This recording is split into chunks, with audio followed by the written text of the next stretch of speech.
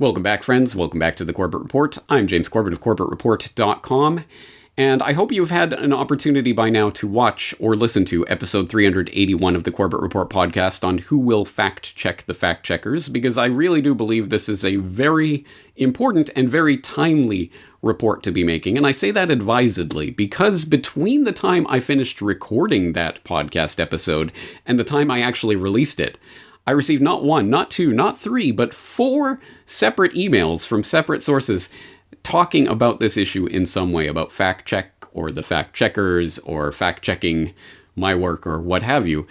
So there's definitely something in the zeitgeist surrounding this topic. Again, I received those emails before I released the podcast, so clearly there's something bubbling right around now, and I'm sure many people are getting this. If they go to share information about the Who is Bill Gates documentary, for example, they may receive one of these fact checks in response from one of their credulous normie friends. Well, let's address that. Let's address some of these criticisms specifically, because I think there is something we can learn from these types of criticisms and how we can respond to them fruitfully.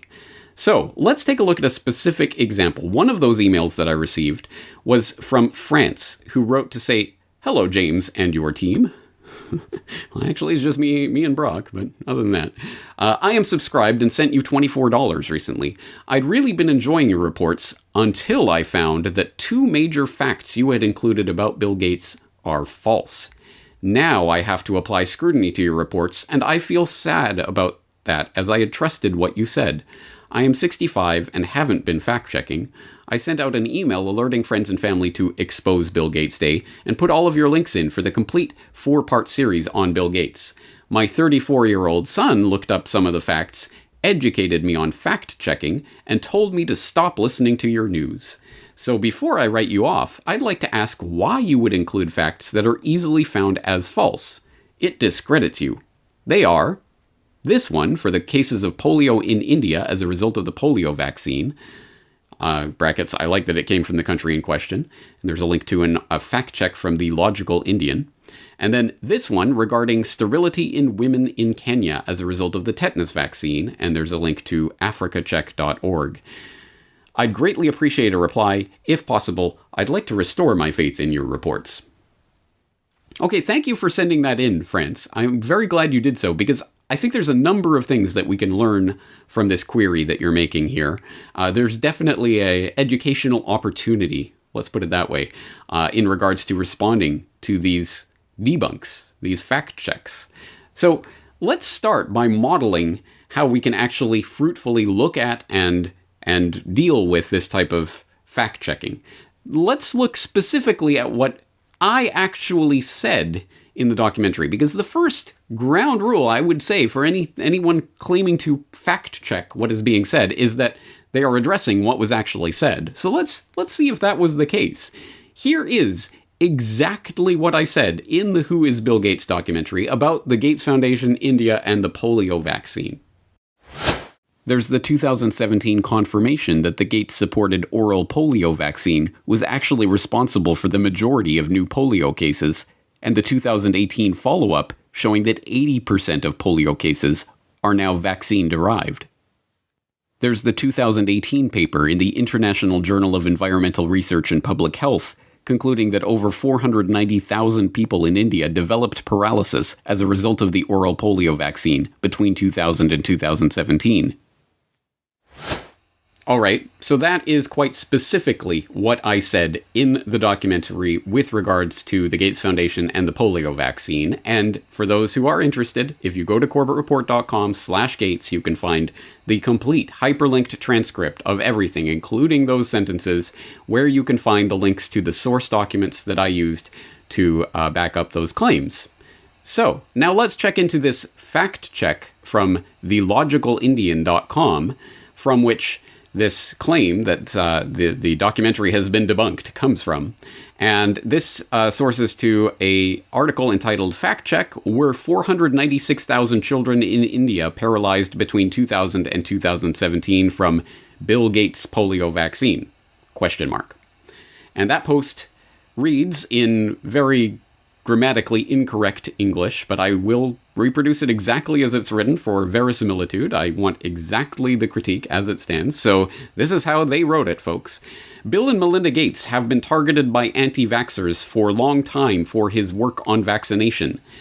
Bill and Melinda Gates Foundation has donated funds to Gavi Foundation, an organization in forefront of making vaccination available to countries who can't afford it for its population.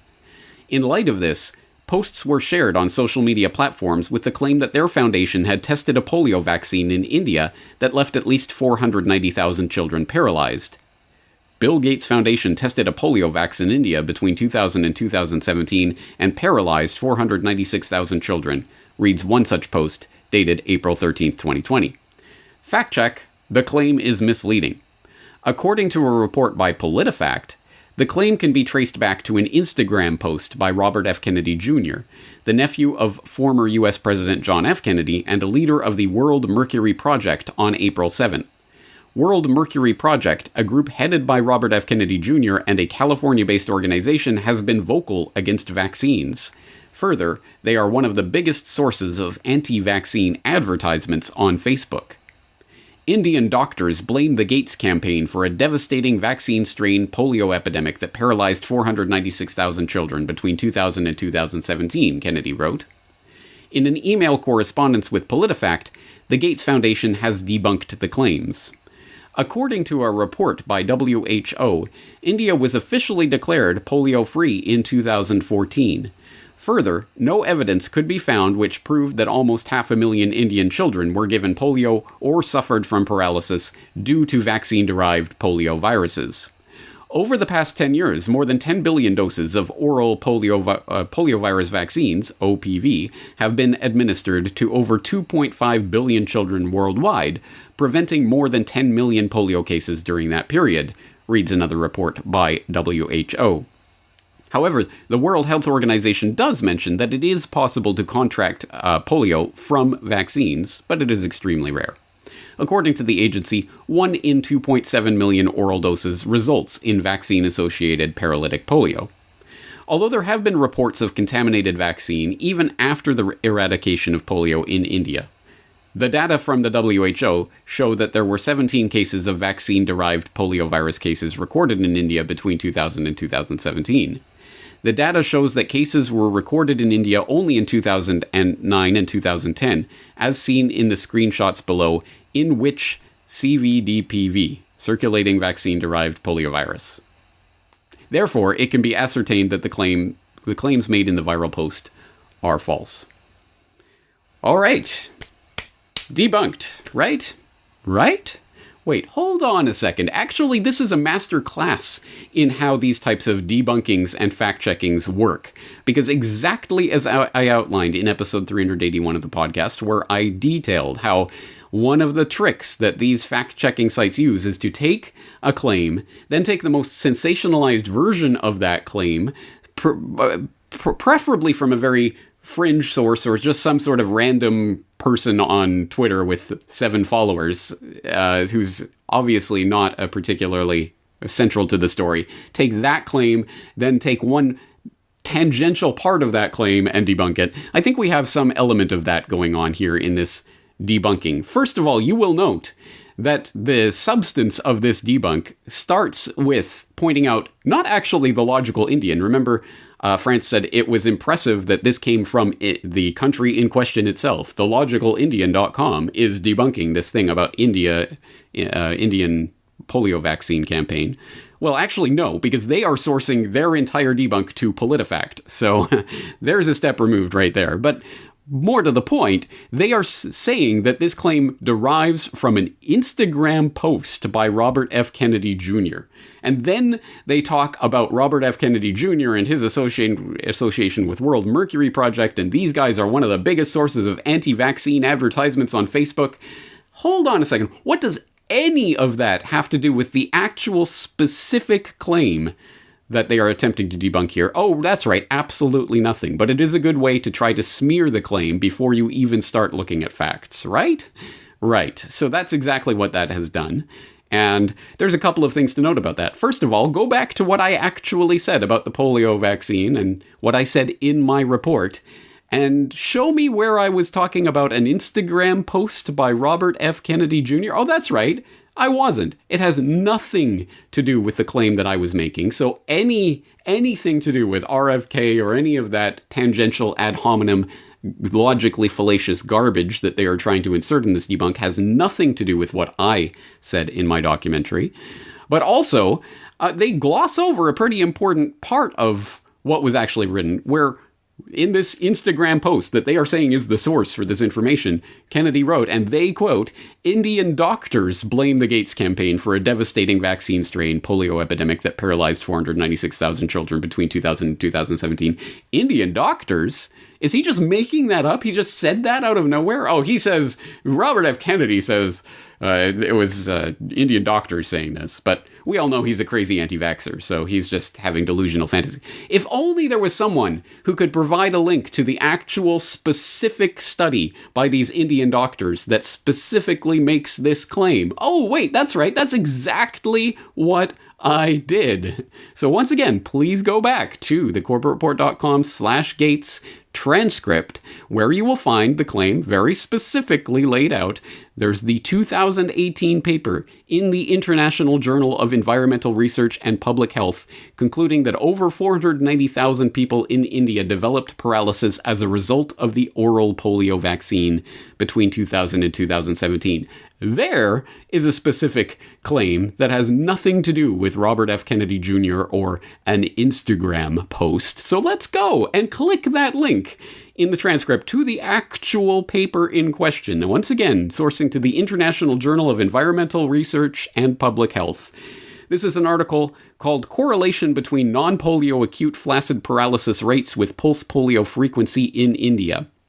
And it sources to, or the authors of this study, Rachana Diman, Sandeep Prakash, V. Srinavis, and Jacob Pulyel. And it shows their affiliations. So these are the Indian doctors, presumably, that RFK was referring to. I don't know what RFK was referring to, but I know this is what I was referring to because I specifically linked it. And that was specifically the claim that was being made. So let's read from the abstract of this study, shall we? The last case of polio from India was reported in 2011.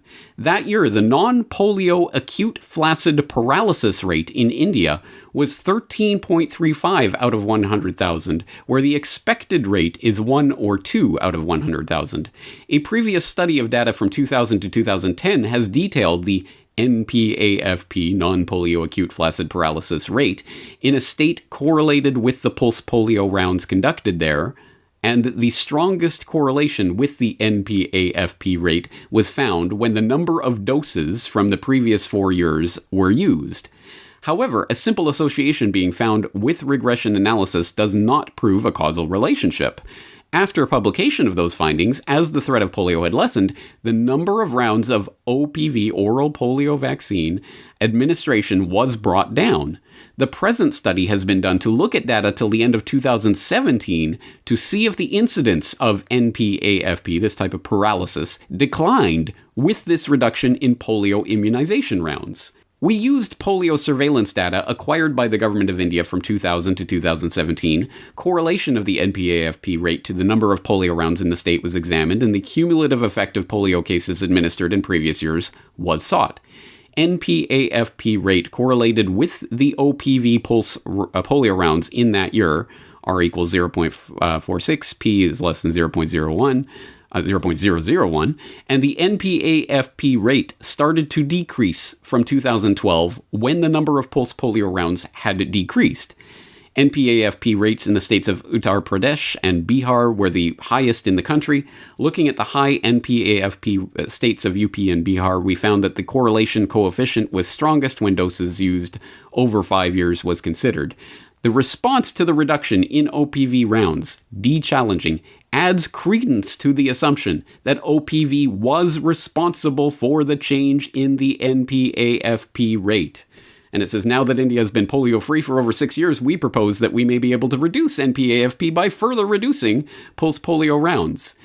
Do you understand what they are saying here? They're saying there is a correlation, a demonstrable, statistically significant correlation between the number of oral polio vaccine rounds that were being administered and the rate of this non-polio acute flaccid paralysis that was occurring in India at an order of magnitude higher than usual rates, exactly in line with the administration of this OPV, oral polio vaccine. Now, here's the thing. So they said, well, correlation doesn't prove causation. It may have been some other factor. So we looked at the time that the OPV round started reducing, de-challenging, did that correspond to a decline in the NPAFP rate, the paralysis rate? And lo and behold, yes, it did. So that adds credence. As they say, it adds credence to the assumption that OPV was responsible for the change in the NPAFP rate, which is a flowery way of saying was responsible for paralyzing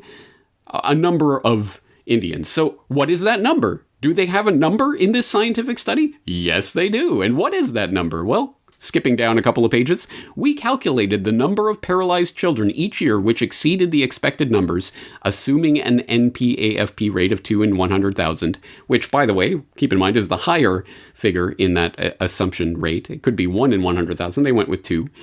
And the results are displayed in Table 2. A total of 640,000 children developed NPAFP in the years 2000 to 2017, suggesting that there were an additional 491,000 paralyzed children above our expected numbers for children with NPAFP. There it is, in black and white, in this study, which once again was published in the journal of the International Journal of Environmental Research and Public Health, led by a team of Indian doctors. This is where the claim comes from. This is specifically what is being claimed.